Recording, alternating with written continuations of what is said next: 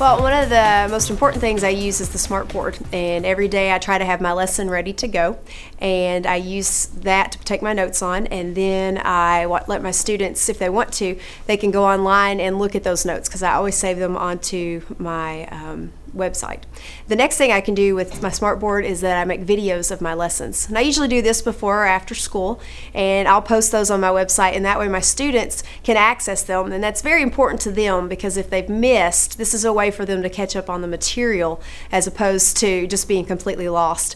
And this year we put a new focus on the technology using the videos. My students had to come in and make videos of themselves teaching, and then we were able to put those on iSchool and the students could go access those, so it just gave them even more questions that they were able to find and see worked out. And I used iSchool in a couple ways. Sometimes I would post questions and the students would have to do written responses, which is a little different in math, but I think it made the students do a better job of writing because they couldn't just scribble something down. They knew it was something that I was going to read.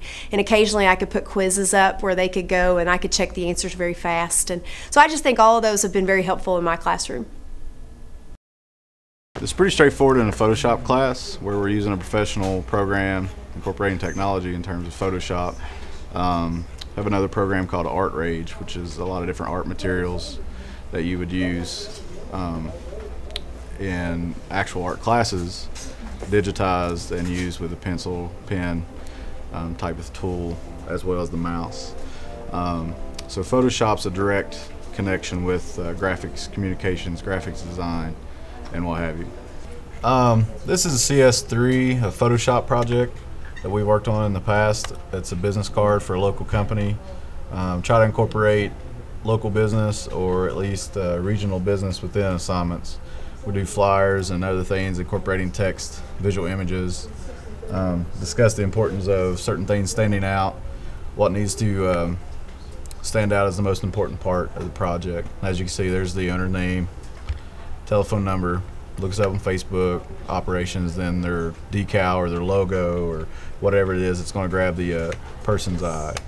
A little bit about the Photoshop, it's different layers, a lot of different things going on within the program. It's a professional program, so teenagers actually get to incorporate a professional program into their own artwork. Also use PowerPoint in Art 1 classes to show art history, show timelines, to discuss certain things. I have students create their own PowerPoint, do a little bit of research, look at the images, and actually present those. Other ways to use technology would be just simple things in terms of jump drives and way to get data back and forth from home, working on it in other areas. As far as enhancement, the economy, the world, the workforce is all kind of transitioning into a technological type of workforce. So I think for students to get more experience with computers, more experience with iPhones, iPads, the Nook, Kindles, they're becoming more inept and more connected to where the world's going in terms of technology. Well, I guess we use technology in so many different ways, it's hard to narrow it down to just three.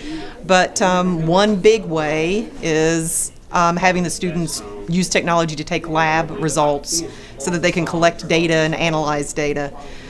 Before we had very much technology to use, they would do laboratory investigations, but it was very difficult to analyze and get good data, and they would end up just being more confused. So with technology, we can take good data and then analyze the data in a rather short amount of time, and then be able to use that and see results and actually do science like a scientist would, instead of struggling through small things and getting hung up on things that really didn't matter for what they were trying to see. So that's the first big way. Another big way is we use technology for problem solving. I've got some problems set up that are basically like a web page where you can go through and gather information. It gets the students closer to the real world without having to have entirely out into the world collecting everything. So it gives them kind of a subset of a realistic type of problem. And the third big way is I use the clicker systems for the students to do warm-ups every day in class, which really helps to keep me organized, keep them on task. And it's quick and simple to grade, and it gives the students immediate feedback, so that keeps them engaged in what they're doing. Wish